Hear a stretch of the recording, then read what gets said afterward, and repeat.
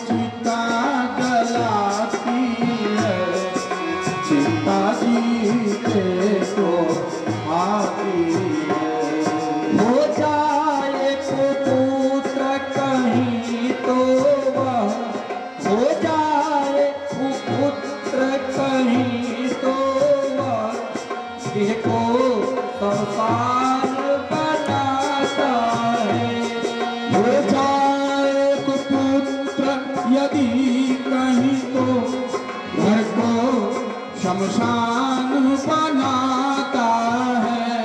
राजन व्यर्थ है यह विचार, राजन व्यर्थ है यह चिंता, बेटा कब्र वंश चलाता है। राजेंद्र व्यर्थ है यह चिंता, राजेंद्र व्यर्थ है यह चिंता, बेटा कब नाम चलाता है। अब तक सभी महानुभावों ने, अब तक सभी महानुभावों ने अपना यश आप कमाया है। अब तक सभी महानुभावों ने अपना यश आप कमाया है।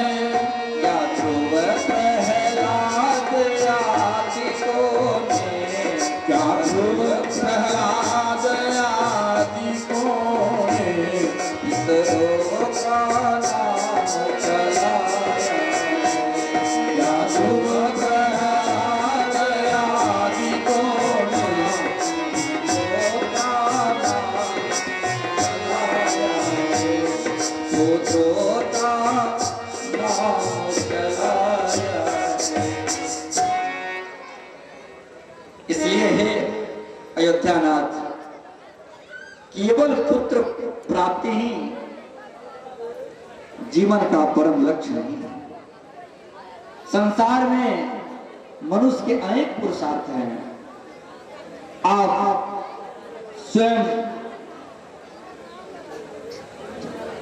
सबको मार्ग देने वाले, तीनों लोकों में आपके यश, पराक्रम और बल की गाथा गाई जाती है। आप जैसे धर्मशील राजा को इस प्रकार की चिंता शोभा नहीं देती। केवल पुत्र की अभिलाषा यदि मन में है, यह सर्वथा उचित नहीं है। हे गुरुदेव, आपने मेरा जो मार्गदर्शन किया उससे लेश मात्र भी मैं असहमत नहीं हूं। पर मेरा तो निवेदन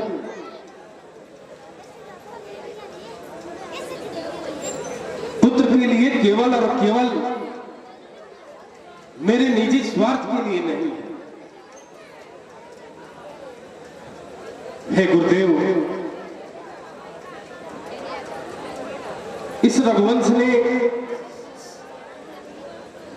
अपने प्राण देकर वचन निभाने की जो परंपरा को स्थापित किया है, वह परंपरा समाप्त हो जाएगी।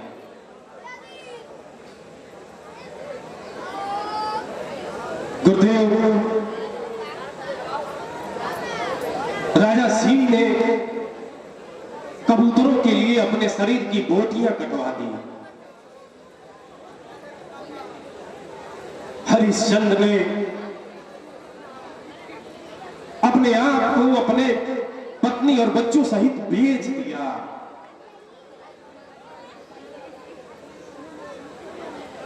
हर एक पीढ़ियों के एक ज्वालावान उदाहरण है। गुरुदेव, क्या यह परंपरा इस आर्यवर्त में पुनः कोई स्थापित कर पाएगा? ज्ञान और विज्ञान पर हो रहे निरंतर जो अनुसंधान है, ऋषि महर्षियों के सुरक्षा का जो प्रश्न है, ब्राह्मण और गौ की रक्षा का जो प्रश्न है, उसकी चिंता कौन करेगा?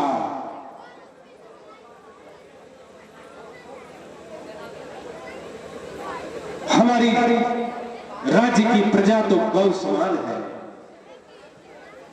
आपसी प्रेम और भाईचारे का जो इस राज्य में मिसाल मिलता है, दुनिया में और कहीं नहीं मिलता।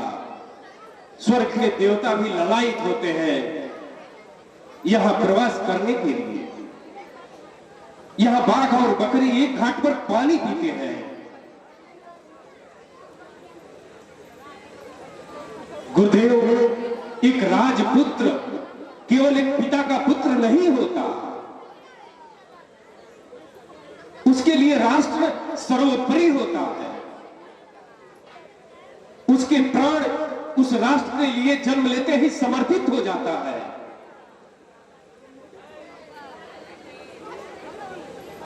क्या मैं श्रवण कुमार के उस अंधे माता पिता की जो श्राप है, वह भी मेरे लिए वरदान बन जाते? उन्होंने कहा था कि तुम पुत्र वियोग में मरोगे, पुत्र होगा, पुत्र का संयोग होगा, तब न वियोग की बात आएगी। गुरुदेव, हे गुरुदेव, आप मेरी इस गंभीरता को समझें। आप सर्वज्ञ हैं, सर्वज्ञानी है गुरुदेव। कृपा करें गुरुदेव, कृपा करें।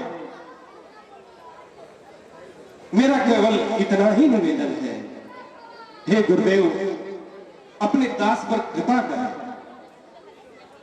धन्य है अयोध्यानाथ, आपके ये सुंदर विचार, आपकी यह मनोरथ जानकर हृदय अत्यंत आह्लादित हो गया।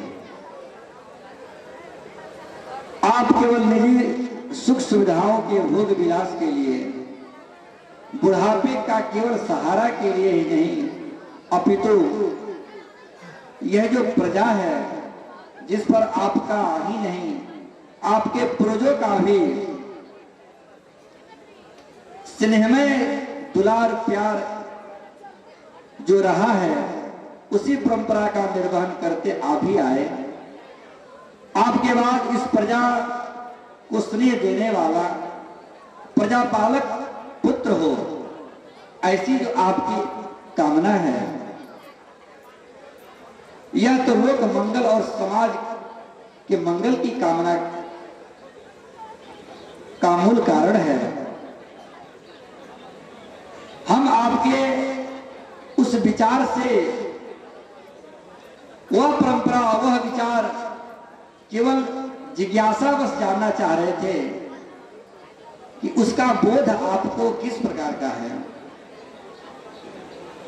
आपने अपने इन उदार वचनों से सूर्यवंश का गौरव और बढ़ा दिया है। हे सूर्यवंश के राजा दशरथ, भगवान यदि सहायक हो तो आप केवल एक पुत्र की इच्छा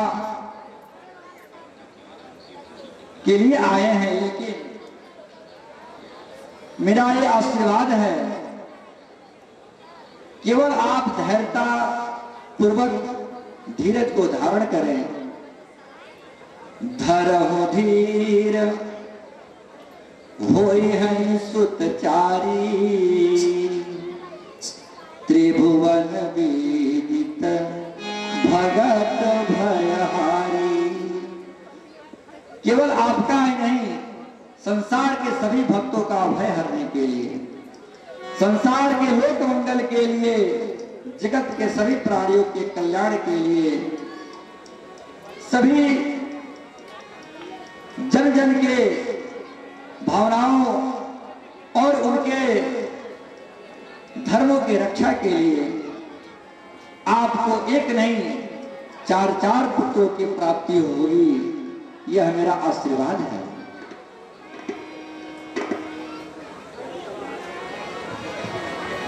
इसके लिए यज्ञ का अनुष्ठान करना होगा, पुत्र कामेष्टि यज्ञ।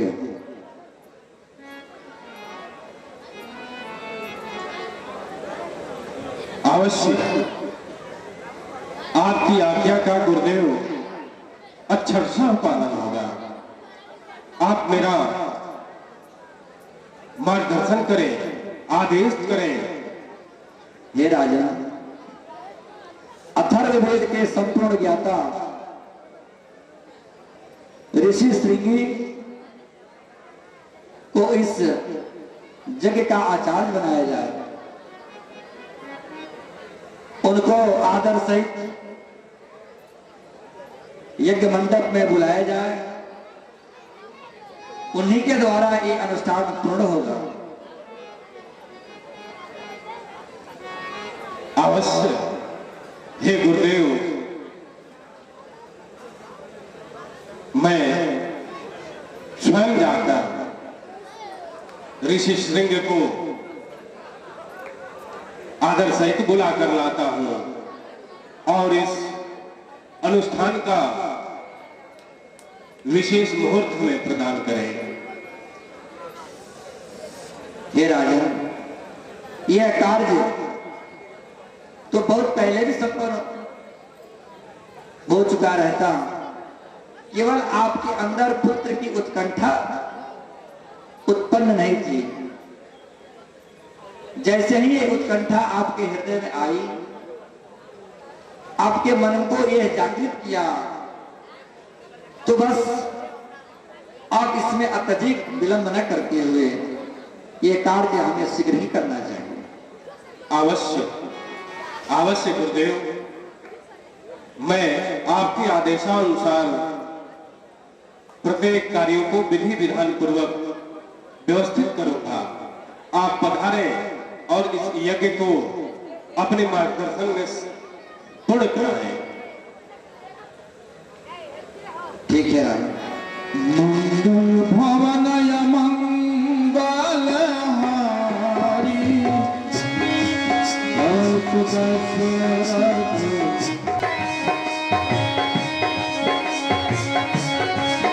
धर्म धीर होई है सुपचारी,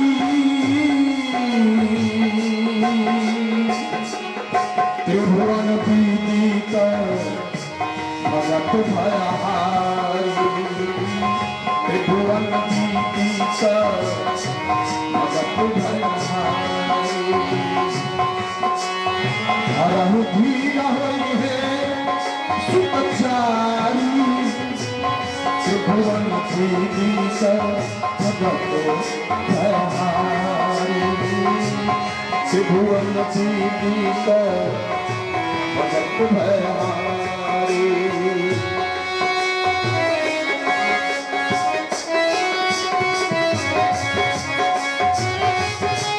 महाराज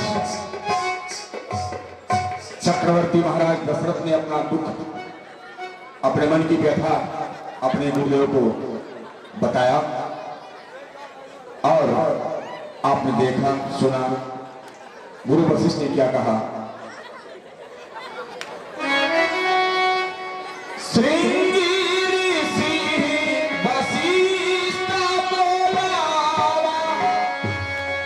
पुत्र का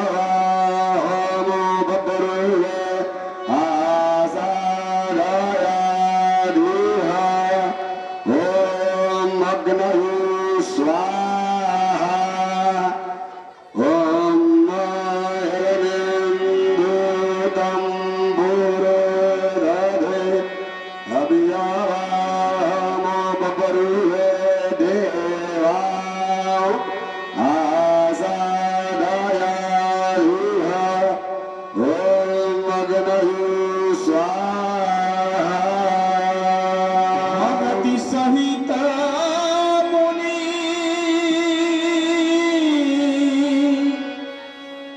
आहुति दीन्हे, प्रगटे अग्नि चारु करनी।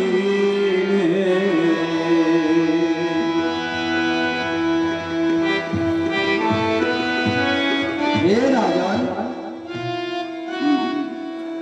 वशिष्ठ मुनि ने जो भी कहा वो सत्य कहा और ये पुण्य हुआ।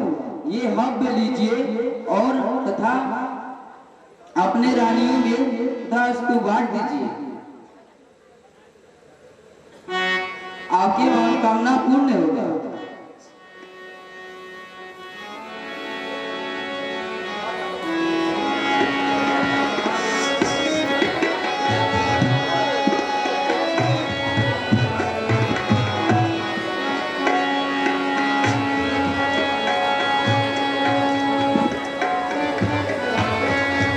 हे गुरुदेव,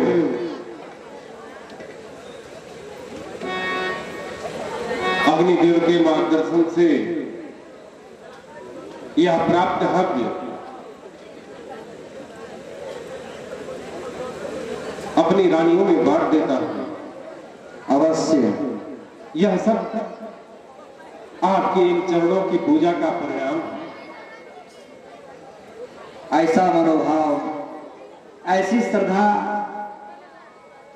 पूर्वक पूजन अर्चन के बाद कौन प्रसन्न नहीं होगा?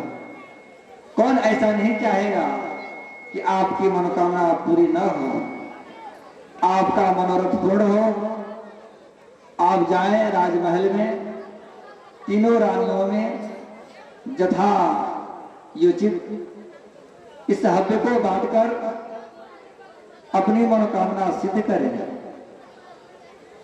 जैसी आज्ञा गुरुदेव। हे सुमंत जी,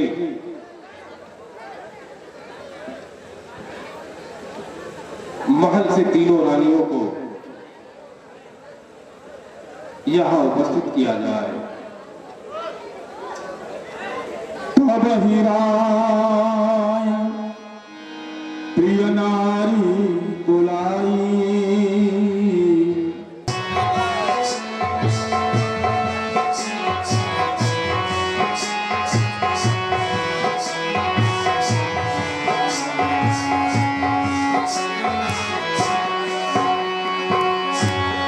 तब ही राज प्रिय नारी बुलाई, कौशल्या सीता चली आई।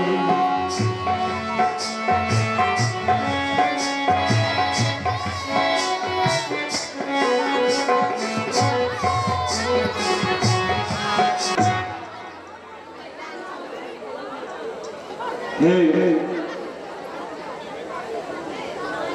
प्रिय रानियों, गुरुदेव के मार्गदर्शन में संपन्न पुत्र कामेष्टि यज्ञ का प्रसाद स्वरूप स्वयं अग्निदेव ने प्रकट होकर यह हव्य प्रदान किया है और यह आदेश किया है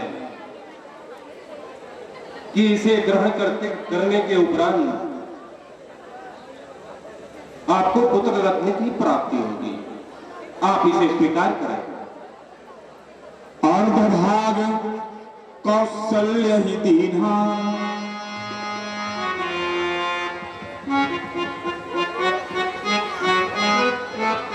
उभय भाग आधे कर कीन्हा।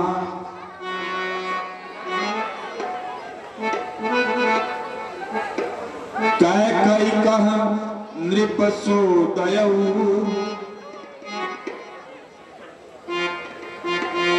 रहो सो उभय भाग पुनि भयऊ।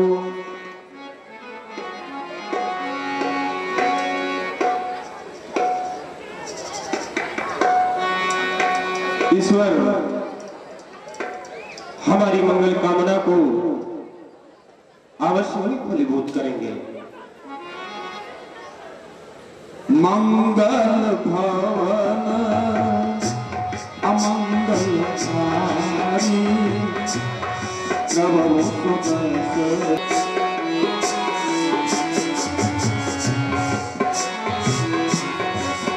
विधि कर सहित सपनारी भई हृदय हर्षित सुख भारी।